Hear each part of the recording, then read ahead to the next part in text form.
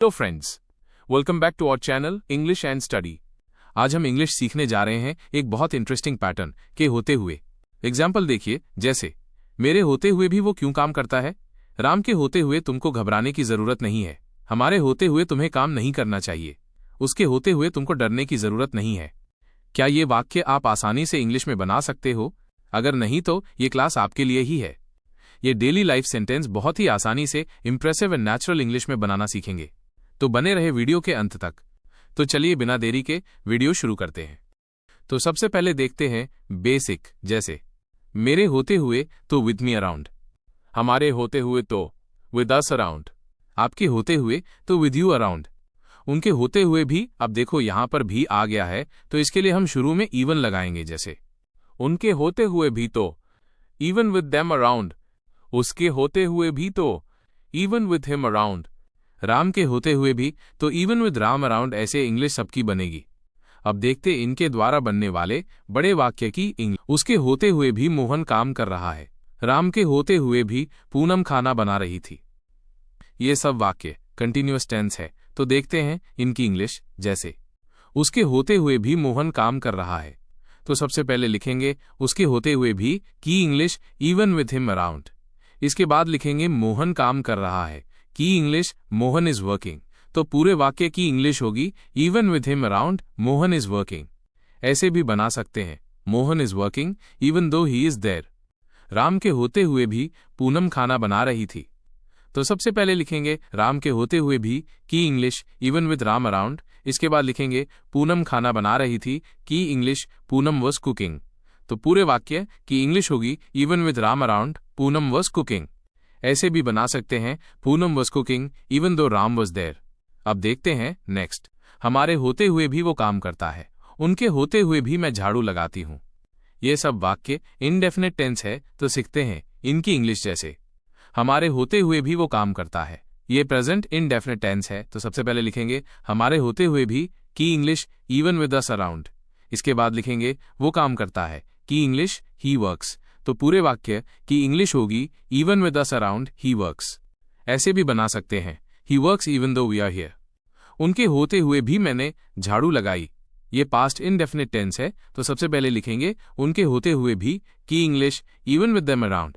इसके बाद लिखेंगे मैंने झाड़ू लगाई, की इंग्लिश आई स्वेप्ट। तो पूरे वाक्य की इंग्लिश होगी even with them around I swept.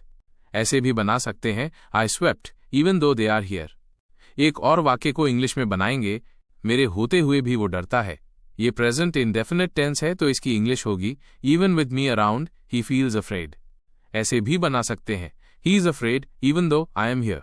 अब देखते हैं नेक्स्ट, राम के होते हुए तुमको घबराने की जरूरत नहीं है, मेरे होते हुए तुमको डरने की जरूरत नहीं है। ये सब वाक्य भी प्रेजेंट इनडेफिनिट टेंस है, पर डेली लाइफ यूज सेंटेंसेस है, तो देखते हैं इनकी इंग्लिश। जैसे राम के होते हुए तुमको घबराने की जरूरत नहीं है, तो सबसे पहले लिखेंगे राम के होते हुए की इंग्लिश विद राम अराउंड। इसके बाद लिखेंगे तुमको घबराने की जरूरत नहीं है, की English you don't need to panic. तो पूरे वाक्य की इंग्लिश होगी with Ram around you don't need to panic. ऐसे भी बना सकते हैं as long as Ram is here you don't need to panic. मेरे होते हुए तुमको डरने की जरूरत नहीं है, तो सबसे पहले लिखेंगे मेरे होते हुए की इंग्लिश विद मी अराउंड। इसके बाद लिखेंगे तुमको डरने की जरूरत नहीं है, की English you don't need to fear. तो पूरे वाक्य की इंग्लिश होगी with me around you don't need to fear. ऐसे भी बना सकते हैं as long as I am here you don't need to fear. यहां ध्यान देंगे किसी के होते हुए भी का ऑल्टरनेट सेंटेंस इवन दो से बनाते हैं, जबकि किसी के होते हुए का alternate sentence as long as से बनाते हैं।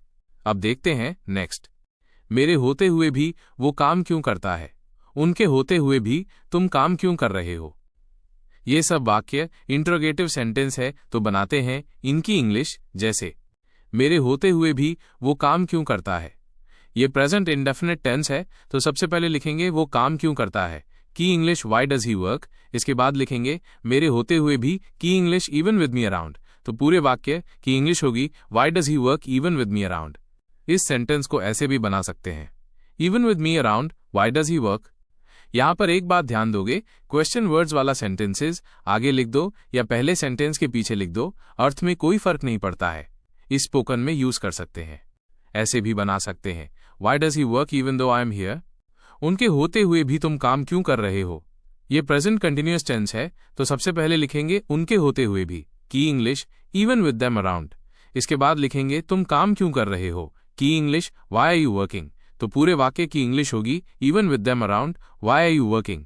ऐसे भी बना सकते हैं, why are you working even though they are here. इसको भी ऐसे बना सकते हो, even though they are here why are you working.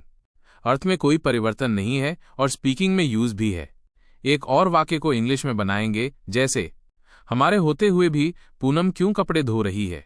ये प्रेजेंट कंटिन्यूअस टेंस है, तो इसकी इंग्लिश होगी why is Poonam washing clothes even with us around.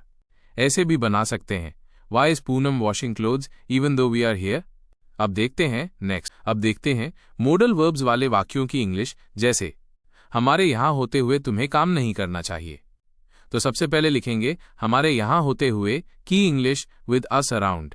इसके बाद लिखेंगे तुम्हें काम नहीं करना चाहिए, की English you should not work. तो पूरे वाक्य की इंग्लिश होगी with us around you should not work. ऐसे भी बना सकते हैं, as long as we are here you shouldn't work. उनके यहां होते हुए उसे खाना नहीं बनाना चाहिए था।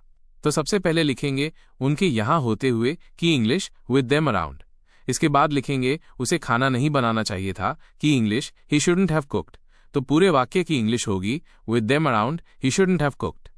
ऐसे भी बना सकते हैं, as long as they were there he should not have cooked. एक और वाक्य को इंग्लिश में बनाएंगे, जैसे राम के यहां होते हुए वो आराम कर सकता है। तो इसकी इंग्लिश होगी with Ram around he can take rest. ऐसे भी बना सकते हैं, as long as Ram is there he can relax. इस प्रकार हम और भी कई ऐसे वाक्यों को इंग्लिश में बना सकते हैं। अब एक वाक्य आपके लिए है, मेरे होते हुए तुम क्यों कार चला रहे हो। इसकी इंग्लिश कमेंट बॉक्स में बनाइए। देन एंड दैन के वीडियो की लिंक इस वीडियो के डिस्क्रिप्शन बॉक्स में है। ये वीडियो खत्म होने के बाद देन एंड दैन का वीडियो जरूर देखना। अब इस क्लास को यहीं समाप्त करते हैं। यदि इस क्लास में आपको कोई कंफ्यूजन हो या मन में कोई क्वेश्चन हो तो कमेंट बॉक्स में कमेंट करिए। Please learners, like, subscribe and share.